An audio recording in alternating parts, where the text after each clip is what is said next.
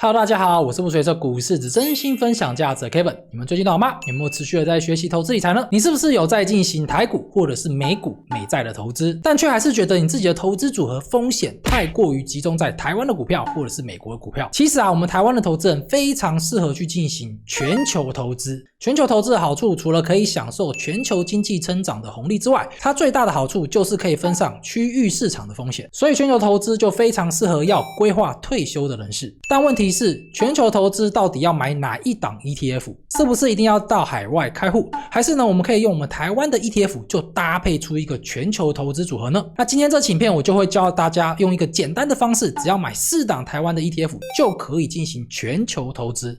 我全都要。那最后我也会跟你分享欧美的高净资产人士他们是怎么做到低成本又节税的方式去进行全球投资哦。那全球投资的核心就是要分散区域的市场风险，它不是为了要去追求短线，或者是追求一些热门股以及一些题材股，不单压单一个市场，像是你不单压台湾的市场或者是美国的市场，而是呢去将你的资金呢遍布在全球。那这个范围就是会去投资全球可投资的股票证券。那长期下来的话呢，我们报酬会更加的稳定，较不会因为单一一个国家股灾，然后导致我们投资组合呢受到严重的打击。那这种方法非常适合退休人士以及一些长期投资。那讲到全球投资，一定要提到一档最著名的 ETF， 那就是 VT。那这档 ETF 呢是全球前50大规模的 ETF 之一哦。那这档 ETF 的简介呢，我们就来看一下。首先呢，这档 ETF 它的名称就是 Vanguard 全世界股票 ETF， 那它的股票代号就是 VT。那它所追踪的指数呢，就是富时全球指数。那这档 ETF 它注册地在美国，是在美国上市的。它的上市日期呢是在2008年就上市了。那成立至今的话呢，也有17年的时间。那它目前的基金规模，我们把它换算成台币的话，是来到了2兆2000亿台币哦。那这档 ETF 它的股价目前是每股141块美元。大家不要担心说141块美元好像非常难以去入手。美股交易的话呢，它是可以用零税股去进行交易的，所以呢你也可以交易 0.01 股哦。那它的成分股呢，目前是高达了8000档的股票，并且呢分散在47个国家地区。那它的国家地区呢，主要是分散在美国，那美国的比例呢就已经高达了 63%。那接下来的话呢是日本 5.6%， 然后呢是中国 3.6%， 然后下面的话呢就是一些欧盟的国家跟台湾还有印度哦。所以呢，虽然说它是一个全世界股票 ETF， 但是呢它其实有蛮大一部分呢都是投资美国市场。那为什么它有那么多的比例呢是投资美国市场呢？那它主要是对全世界可购买的股票去进行一个市值的筛选，那市值越多的话呢，它的加权比例就会越多。所以呢你也可以看到美国的市场为什么它的比例这么高，那主要就是因为美股的公司呢它的市值都是非常的巨大，所以呢它才在这个 ETF 当中呢比例占得如此之高哦。那这档 ETF 呢，它的产业分布方面的话呢，最多的就是科技业，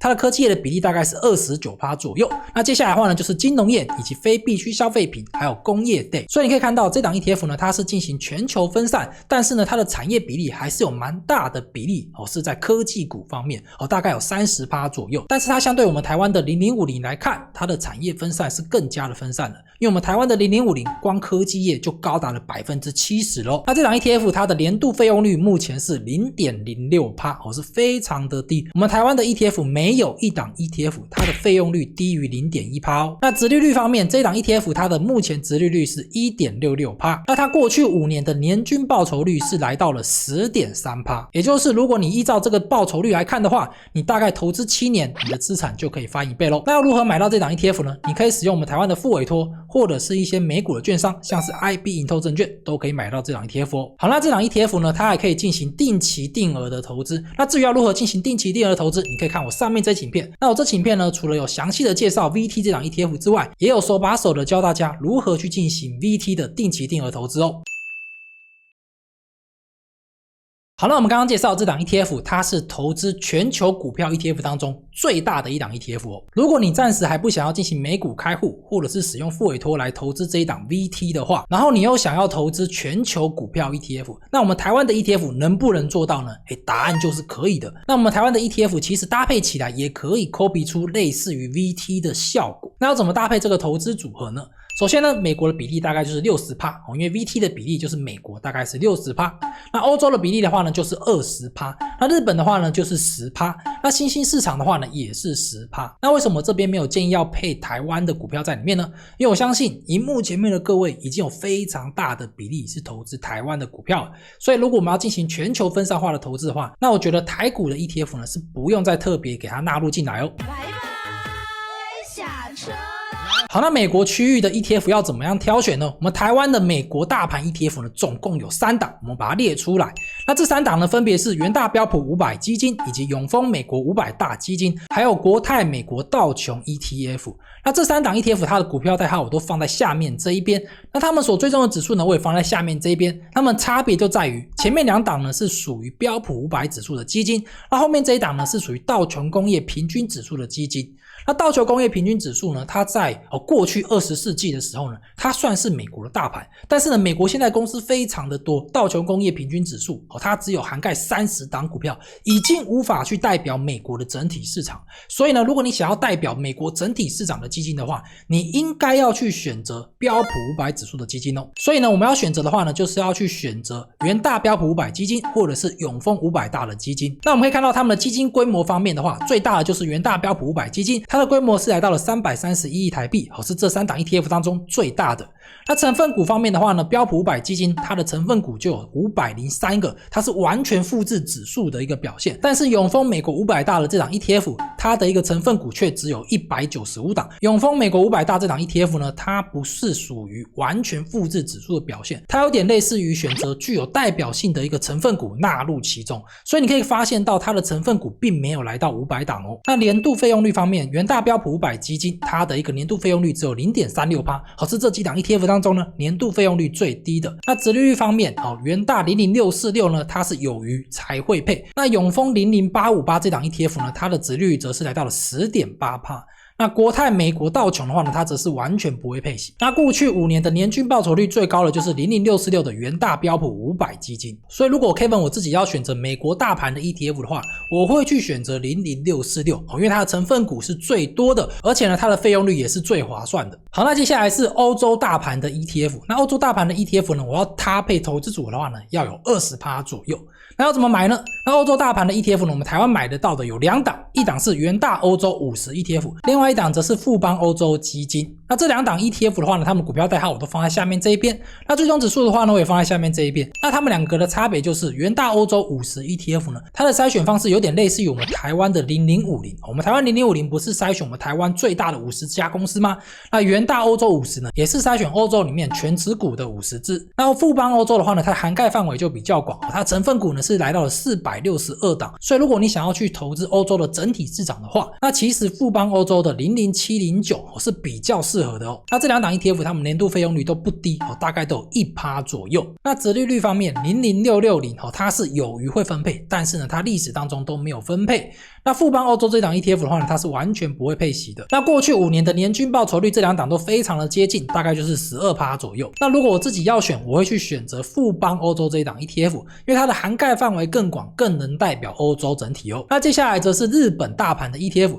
那日本大盘的 ETF 的话呢，我们要在我们投资组合里面要有 10%。那要怎么买呢？那主要有3档 ETF， 那分别是富邦日本00645，以及国泰日经00657，还有元大日经00661。那这3档 ETF 呢，它们的差别主要在于富邦日本这档 ETF 呢，它所追踪的指数是东证股价指数，它是整个日本的一个指数，有点像是我们台湾的加权指数啦。那后面这2档 ETF 国泰日经跟元大日经，它是追踪日经225指数，它有点类似于我们台湾的0050的一种概念，它是选择日本最大的225家公司。所以如果你要投资日本，然后你不是只想要纳入全指股那种大型股，你还想要纳入日本的一些小型股的话，那富邦日本是比较适合的。所以你可以看到它的成分股方面的话呢，富邦日本这档 ETF 它的成分股是高达了648档成分股。那国泰日经跟元大日经的话呢，则是225档左右。那年度费用率最低的是元大日经225，它的费用率只有 0.32%。那富邦日本的话呢是 0.72%。那最多的就是国泰日经它是高达了 1% 哦。那殖利率方面，这3档 ETF 有2档是属于不分配，那00661的话呢，它只是有余才会分配，但是呢它很少会配息哦。那过去5年的年均报酬率最高的是富邦日本00645，它的平均年化报酬率是来到了 15.5%。所以这3档 ETF 如果 Kevin 我自己要搭配的话呢，我会去选择富邦日本这一档 ETF， 因为这档 ETF 呢它的一个涵盖范围是更广的。那最后就是新兴市场 ETF， 我们要配 10%， 那我们要怎么买呢？那我们台湾的 ETF 当中呢，只有一档 ETF 它是专门追踪新兴市场的，那就是国泰新兴市场的 ETF 00736。那有些人他不想要搭配新兴市场 ETF， 他可能会想要去搭配中国的 ETF 或者是印度的 ETF 就好。那还有哪些 ETF 也可以选择呢？好，中国的 ETF 的话呢，就像是中信中国50 ETF， 那这档 ETF 它就是投资离岸的平台，但是如果你想要投资中国的内需本土的话，那就要去投资国泰的中国 A50 ETF， 它就是包含了中国的 A 股。那如果你要投资印度的话呢，就是富邦印度 ETF， 它也类似于我们台湾的0050，是投资印度的最大的50家公司哦。那基金规模方面，我们可以看到国泰新兴市场它的基金规模是不到2亿台币的，所以我这边呢才会跟大家在介绍中国的市场跟印度的市场的 ETF， 因为如果有一档 ETF 它的规模不到2亿台币，其实呢它的一个风险我觉得是蛮高的，因为它可能会下市，再去加上它的规模非常小，所以它的费用率应该也是蛮高的。所以我们可以看到这一档00736的国泰新兴市场 ETF， 它的年度费用率竟然高达了 2.7%。無敵整蠱商，看招！所以呢，我自己是不太推荐大家会去选择这一档 ETF。虽然这档 ETF 呢，它可以直接囊括新兴市场，不过呢，它的基金规模太低，而且呢，它的一个费用率又非常高昂的情况之下，那我还是不太建议去选择这一档 ETF。所以如果你想要搭配新兴市场的 ETF， 那你可以选择中国的 ETF， 或者是选择印度的 ETF 都可以哦。那除此之外呢，你可以发现到这几档新兴市场的 ETF， 它的年度费用率都不便宜。我们刚刚讲到国泰新兴市场 ETF 它是 2.7% 嘛，那中国这2档呢也有 1% 以上，那印度这一档更是高达了 3.6%， 都是非常高昂的内扣费用啊。那 Kevin 觉得原因是这些新兴市场的国家，他们的股市交易可能相对没有那种欧美国家热络，所以呢会导致他们的交易成本交易摩擦会比较大，所以呢就使得这些 ETF 他们的年度费用率就会变得非常的高哦。好，那接下来我们来看他们的5年的年均报酬率，你可以发现到中国市场在最近这5年他们的一个投资绩效是蛮惨的，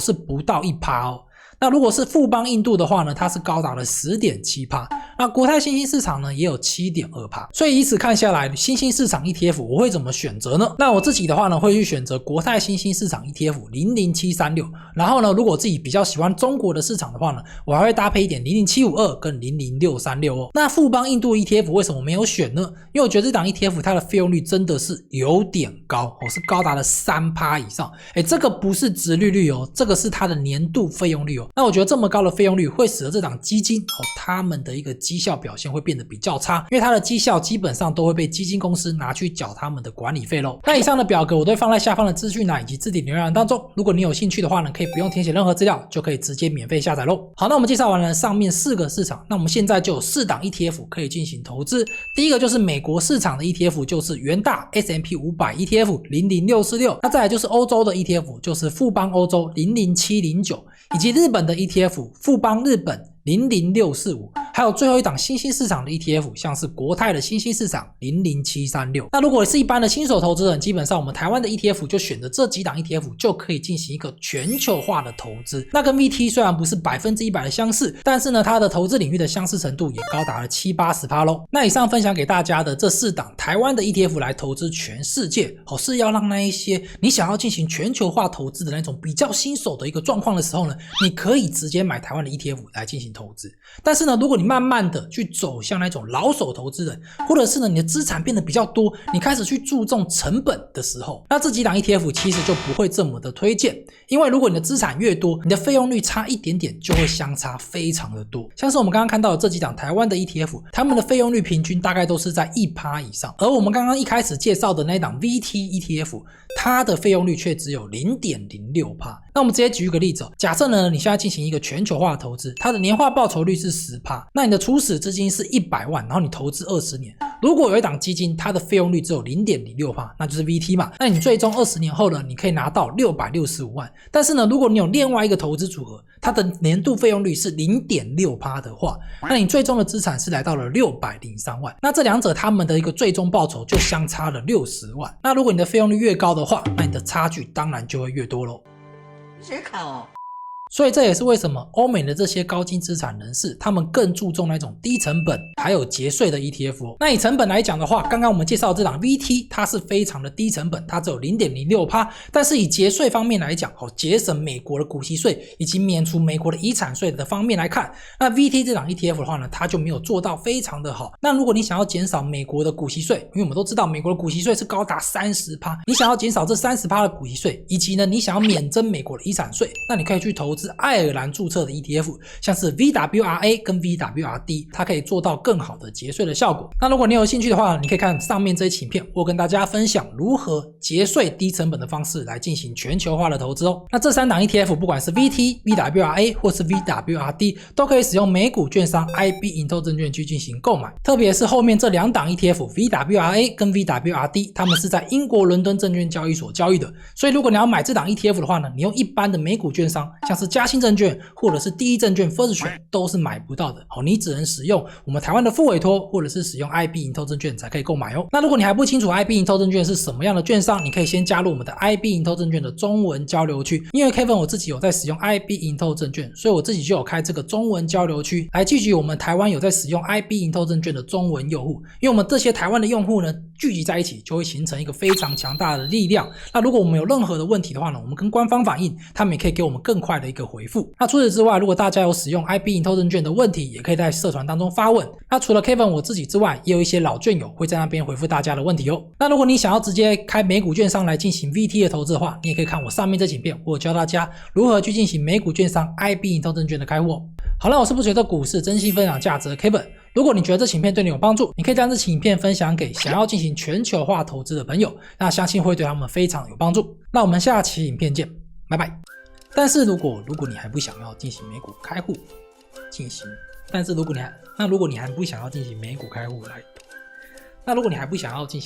来买这档 ETF